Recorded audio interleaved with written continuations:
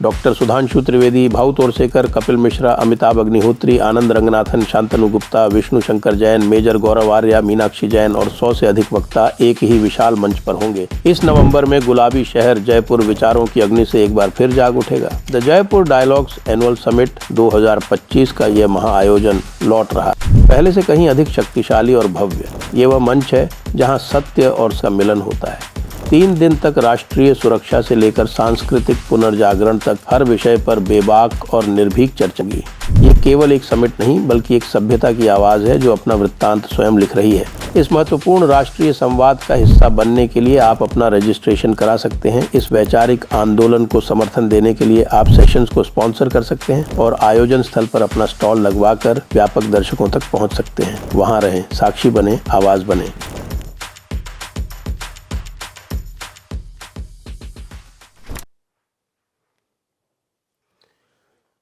नमस्ते। आप सभी से अनुरोध है कि कृपया हमारी चैनल को सब्सक्राइब करें और वीडियो को लाइक करें। आजकल अमेरिका में, यूएसए में ख़ास तौर से हिंदू विरोध अपने चरम पर पहुंच चुका है और यह आकस्मिक नहीं है। ये ट्रंप जो है वो इस हिंदू विरोध के मूल में हैं, क्योंकि ट्रंप ने एक भारत विरोधी भावना जगानी आरंभ की अपनी कंस्टिट्यूएंसी में, यानी इनकी जो मागा कंस्टिट्यूएंसी है उसके अंदर हिंदू विरोध की भावना जगानी तब आरंभ की जब भारत ने, विशेषकर नरेंद्र मोदी ने ट्रंप को भाव नहीं दिया। क्योंकि ट्रंप जो था वो मागा है। मागा का मतलब होता है not only just Christian but supremacist Christian. और वो जो सुप्रीमेसिस्ट क्रिश्चियन कंस्टिट्यूएंसी है वो बड़ी विचित्र कंस्टिट्यूएंसी है, क्योंकि उसके जो अधिकतर मेंबर्स हैं वो मिड वेस्ट और आपके सेंट्रल अमेरिका में यहाँ पे रहते हैं, सेंट्रल पार्ट ऑफ यूएसए में रहते हैं। जो लार्जली जो एग्रीकल्चर बेल्ट है वो पूरी की पूरी तरह से ये रेसिस्ट मागा इनसे आती है। इनका नंबर जो है वो संख्या में अधिक हो सकता है, इनकी स्टेट जो है वो नंबर में अधिक हो सकती है, लेकिन पॉपुलेशन इनकी इतनी है नहीं। क्योंकि पॉपुलेशन वाली जो जितनी भी सिटीज़ हैं अमेरिका की वो डेमोक्रेट हैं। क्यों डेमोक्रेट हैं? क्योंकि वो इस बकवास में, ये क्रिश्चियन सुप्रीमेसिस्ट नॉनसेंस जिसको मैं कहता हूँ, इसमें विश्वास नहीं करती हैं। अब आप ये देखिए कि इसी का परिणाम है जो भी आपने सुना कि आपका जेडी वैंस ने अपनी पत्नी के लिए पब्लिक में जो बकवास की, जो एक तरह से मैं तो कहूँगा कि उसने अपशब्द बोले, न केवल अपनी पत्नी को, उसने हिंदुओं के लिए भी, हिंदू धर्म के लिए भी जो कुछ भी कहा वो अपशब्द ही था। लेकिन उसको जो है उनकी मागा क्राउड जो है वो सेलिब्रेट कर रही है, वो बड़ी खुश है कि भाई ये देखिए ये जो है वो Hindu pagan worshippers, devil worshippers. जितनी घृणा इस मागा इवेंजलिकल बेस में है हिंदुओं के प्रति, उतनी वो पुराने कैथोलिक्स में भी नहीं है। वैसे तो सारे के सारे हेट करते हैं, सारे के सारे वो जो डेविल वर्शिपर और पेगन ये सब बातें करते हैं। अगर आपको इनक्विजिशन का इतिहास पता हो और आप इन क्रिश्चियन सुप्रीमेसिस्ट से उस इनक्विजिशन के इतिहास की बात करें तो ऊपर आपसे माफ़ी भी मांग लेंगे, लेकिन अंदर ही अंदर कहेंगे कि ये तो हमारा हक था। आप ये देखें कि जो शब्द है स्लेव, ये स्लेव कहाँ से आता है? ये स्लेव जो है ये आता है स्लाव्स। ये आप जो देख रहे हैं रशिया और वेस्टर्न यूरोप का जो झगड़ा चलता है उसका मूल भी वहीं से आता है, क्योंकि स्लाव्स जो थे वो नेचर वर्शिपर्स थे। उनको ये लोग पेगन कहते थे। पेगन भी एक हेय दृष्टि से देखने वाला शब्द है। इनको पेगन वर्शिपर्स कहते थे, और चूंकि ये पेगन वर्शिपर्स थे तो it was fair to make them slave. उनको गुलाम बना के और उनकी ट्रेडिंग करना वो बिल्कुल उचित था। तो एक जो एंटी रशिया या रसोफोबिया जिसको बोलते हैं, जिसको आप वेस्टर्न यूरोप में देखते हैं, उसके मूल में ये घृणा भी है। वैसे तो अब्राहमिक धर्म जितने भी हैं वो आधारित तो घृणा पर ही है, लेकिन ख़ास तौर से दो, कुछ जुडाइज़म कहता है उसकी जो है वो दूसरी तरह की है, वो ज़रा अलग ही अपने सुप्रीमेसिस्ट यूनिवर्स में है। वो कहता है कि हमारे बराबर कोई है नहीं, अकेले हम ही जाएंगे जन्नत, और कोई जाएगा ही नहीं। और इसलिए हमारा जो क्लैन है, इसमें कोई एंटर नहीं हो सकता। वी आर टोटली एक्सक्लूसिव, हम बिल्कुल एक्सक्लूसिव हैं। और हम एक्सक्लूसिव हैं इसलिए केवल जो जूइश मदर से पैदा हुआ व्यक्ति है, जूइश मदर से, वो ही जू बन सकता है। तो उनका तो मामला इसलिए क्योंकि वो फिर किसी से कॉन्फ्लिक्ट में आते नहीं। कॉन्फ्लिक्ट में आए वो अरब से, क्योंकि वो उनकी जो है वो लैंड थी, जिसको माउंट जायन उनकी खुद की ज़मीन थी, और बैक टू माउंट जायन उनका नारा था। वो वहाँ से भगाए गए थे, और भगाने के बाद फिर उन्होंने ये तय किया था कि किसी न किसी समय हम यरूशलेम में आएंगे, नेक्स्ट ईयर इन यरूशलेम। ये हर रोश हशाना में जो उनका मेन फेस्टिवल होता है, उसमें जो भी उनका योम किपुर डे टॉप फेस्टिवल होता है, उसमें ये प्रण अवश्य लिया जाता था, 2000 वर्ष से लिया जाता था कि नेक्स्ट ईयर इन जेरूसलम। तो वो तो अलग हो गए, लेकिन बाकी जो दोनों है भाई, और ख़ास तौर से चूँकि इस समय जो चर्चा चल रही है वो अमेरिकन की चल रही है। अमेरिकन बात तो करते हैं सेक्युलरिज्म की, लेकिन वो सेक्युलरिज्म कैसा सेक्युलरिज्म है? वही सेक्युलरिज्म जो है वो हिंदुओं के लिए अप्लाई नहीं होगा। इस्लामियों के सामने तो बीगी बिल्ली बन के रहते हैं। बीगी बिल्ली बन के इसलिए भी रहते हैं क्योंकि इस्लामी संगठित हैं पूरे विश्व में, और उनका जो लेवल ऑफ इंटॉलरेंस है वो क्रिश्चियंस के लेवल ऑफ इंटॉलरेंस से ज़्यादा है। इसलिए मैं कई बार उद्धृत करता हूँ नसीम निकोलस तालेब का एक लेख, जो उसकी वो प्रसिद्ध पुस्तक है,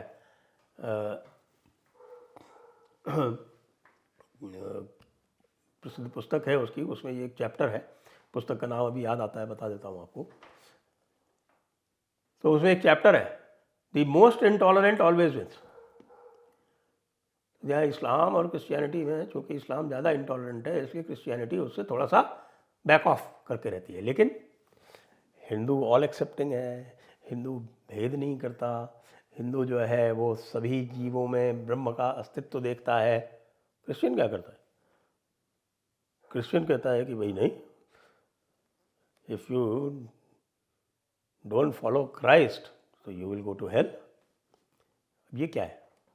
अब जेडी वैंस ने जो भी अपनी पत्नी के साथ पब्लिक में कहा, मैंने आपको उसका बैकग्राउंड बता दिया। आप ये देखें कि ये जेडी वैंस जो है ये भी मागा क्राउड को अपीस करने में लगा हुआ है, क्योंकि मागा क्राउड के सहारे ही, उन्हीं के कंधे पे चढ़ के ये प्रेसिडेंट का जो नॉमिनेशन है वो जीत सकता है।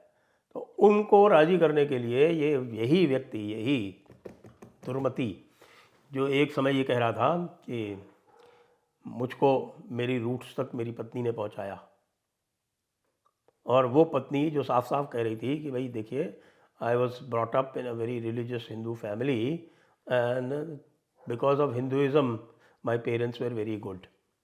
उसके लिए कह रहा है कि I hope she comes to the party, meaning she comes to Christianity. क्यों भाई, ये पब्लिकली बोलने की ज़रूरत है? शर्म नहीं आती तुमको? और ये इसी तरह की एटीट्यूड है जो आप देखते हैं कि यद्यपि ट्रंप जो है वो ज़ोर ज़ोर से वो ज़ोहरान ममदानी के खिलाफ बोल रहा है, लेकिन आप मागा क्राउड को ज़ोहरान ममदानी के विरुद्ध इस तरह की बातें नहीं बोलते सुनोगे, जिस तरह की आजकल अगर आप देख रहे हो तो हिंदुओं के विरुद्ध वहाँ बोली जा रही।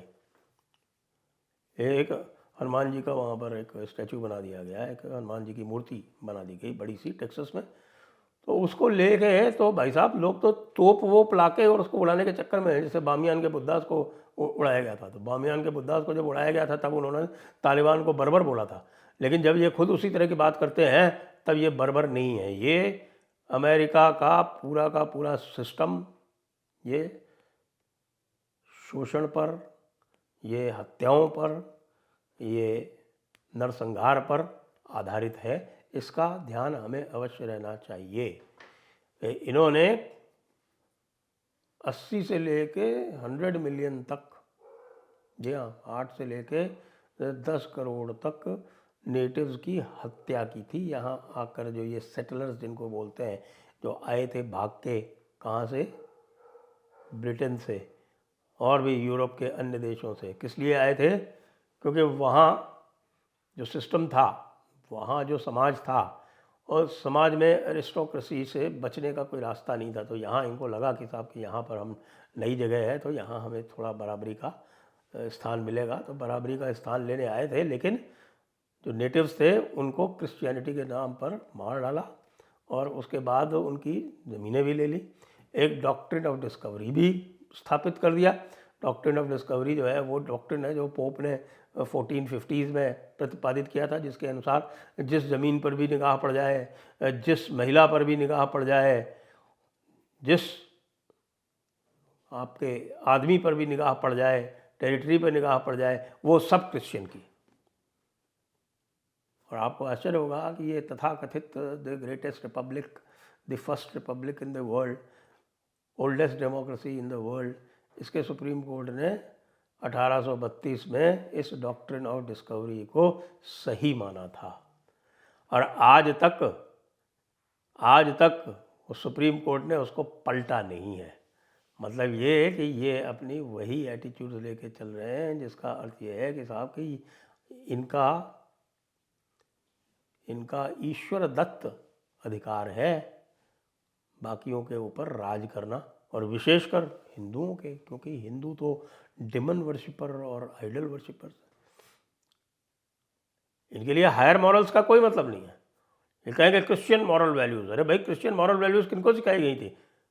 चोरी मत करो, डाका मत करो, दूसरे की बीवी मत हड़पो और हत्या मत करो। ये तो बर्बर लोग जो होते हैं उनके लिए ही तो इस तरह के कमांडमेंट आएंगे ना। गीता का उपदेश तो किसी अर्जुन जैसे को ही तो दिया जा सकता है। तो हिंदू धर्म, सनातन धर्म जो एक हायर कॉन्शियसनेस में स्थित है, उसको ये अप्रिशिएट नहीं कर सकते। ये बार बार भटक के वहीं अपना जो लोएस्ट लेवल है वहीं तक जाएंगे और उसी की बात करेंगे और फिर कहेंगे कि साहब कि we want to make you Christians because Christ loves you. अगर क्राइस्ट लव्स यू का क्या मतलब होता है भाई? क्राइस्ट लव्स यू तो Christ should love everybody uniformly. फिर साथ में ये कंडीशन क्या लगा रखी? हाँ, Christ loves you but conditions apply. You can go to heaven only through the agency of Christ. क्यों भैया? हमारे कर्म नहीं ले जा सकते, तुम ही ले जा सकते हो। ये फ्रॉड बंद करो अमेरिका वालों, तुम्हारा बहुत बुरा हाल होने वाला है। और अगर नहीं संभले और जागरूक नहीं हुए तो वो जो मोर इंटॉलरेंट जो वर्शन है ना, वो जोहरान ममदानी वाला, वो तुमको एक दिन ख़त्म करेगा। ठीक उसी तरह से जैसे एक बार उसने स्पेन में किया था और आज के दिन नाइजीरिया में कर रहा है। इसलिए JD Vance, you bloody hypocrite, we don't care for you. तुमको अगर 40 कर की बीवी से इतना ही लगाव है तो उससे शादी वादी कर लो और हमारी हिंदू उषा को छोड़ दो। I think she will be much the happier for it. I don't see her lingering on with a hypocrite like you.